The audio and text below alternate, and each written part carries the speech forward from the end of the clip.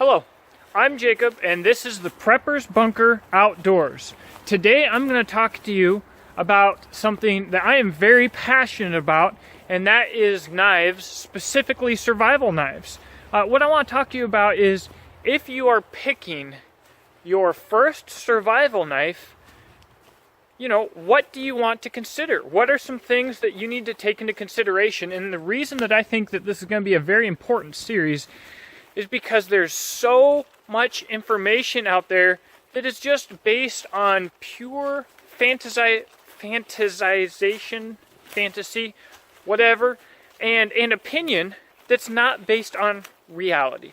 Now, I'm going to do a whole series. We're going to talk about what you might want to consider for grinds and, blade size, metal, steel. But today, to start off, let's just talk about some of the things that you need to consider before you get into any of that. Real quick, one thing that a lot of people don't even consider is the pack that they're going to be carrying. A cheap pack is going to fail you when you need it, guys. I've seen it time and time again, especially when I was in Afghanistan. Survival is an important deal, and the pack that you use to carry your stuff failing could be just hugely detrimental to your experience. So, getting a pack from someone who understands bushcraft, this community, and survival is huge. So today I've got, this Hidden Woodsman haversack to carry my stuff out here. Really handy because it's got this little axe slot here. And even though we're talking about knives, this can be a very important part of your knife selection.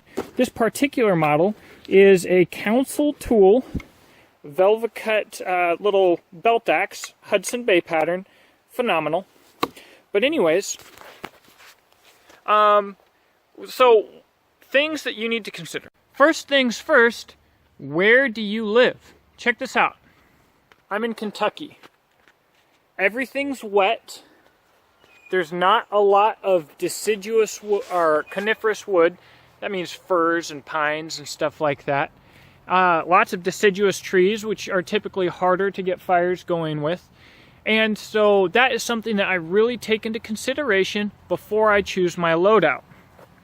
So when you go online and you're looking for information, and hopefully that has brought you here, consider where you live. Because if I live in Phoenix, Arizona, and I'm practicing bushcraft, and I'm choosing a knife, I might not have to take into account extreme wood gathering and processing.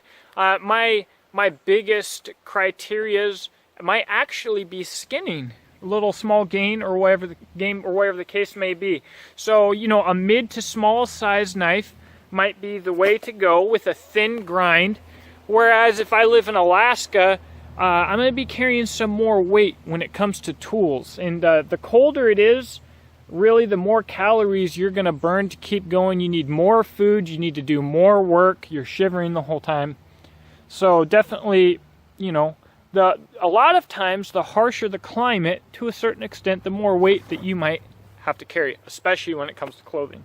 So here's the big problem is, depending on where you live, you might look, hey guys, I'm looking at buying my first survival knife. What do you guys think I should get?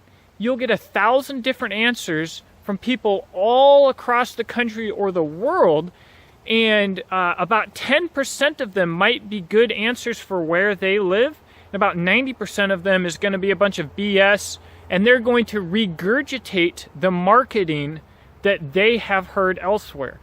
Make sure that you avoid that. Now, with this series, I'm going to steer you right.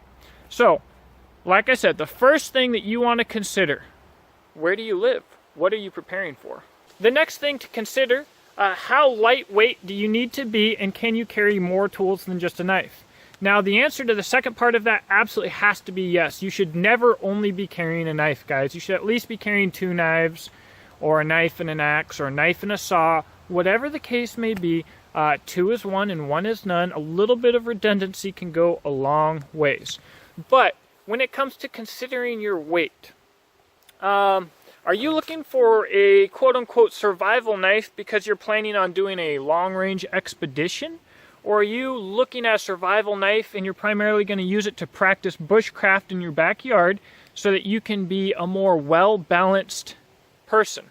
That's going to be important in your decision because, you know, the AT trail people will carry like a Swiss Army knife, and they hardly even use a knife because they're not really doing survival in the way that most people think of it. Not that there's to take away anything from what they are doing, because a lot of those guys are hardcore and they know what they're doing.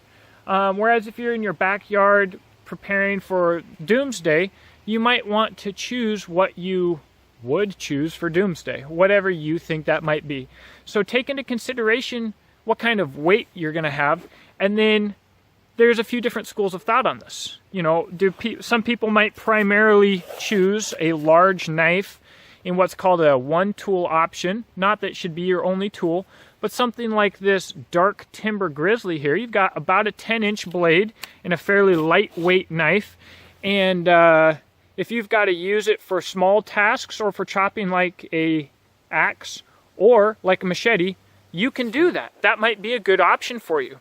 Or, like I showed earlier, maybe you want a medium knife and a saw and a small axe. So you're going to have to take into consideration, what do you want to buy? The third thing that I'm going to stress, guys, is don't be afraid to change your mind. If you're just getting started, you will probably change your mind, and you need to. To be able to survive is to be able to adapt. So when you first get started, the tools that you think you might need in your area, based on what you think you know, are going to change when you know more. And that's a good thing. So don't feel like you need to pick one side or the other and stick with it to the death.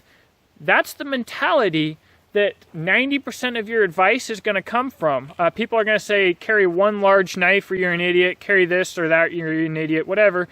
They pick a concept, they maybe try it out once or twice, it works okay, and then they never go out again, really. That's what most people do, but they will defend their decision to the death because it's their decision. That is the opposite of a survivor. That's someone who's going to die because they can't adapt. So one of the most important things, once you make your decision, get out there and use it, guys. It doesn't have to be hardcore.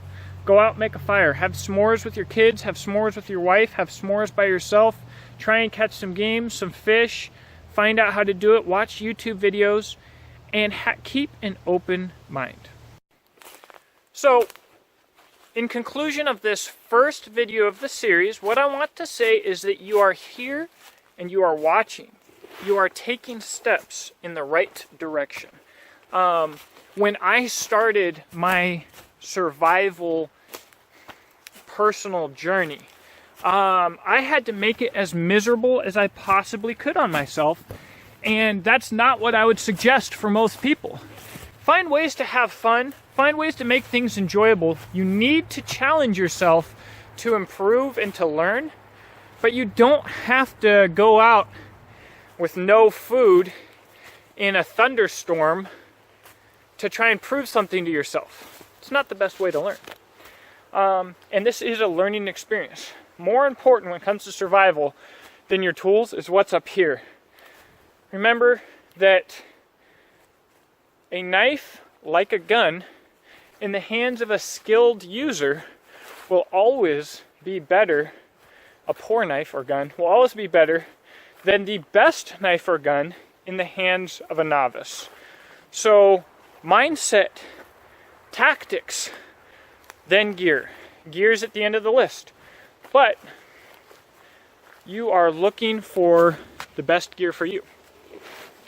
What we're going to do is my next video, which will most likely be next week, we'll talk about what size knife you might want to carry.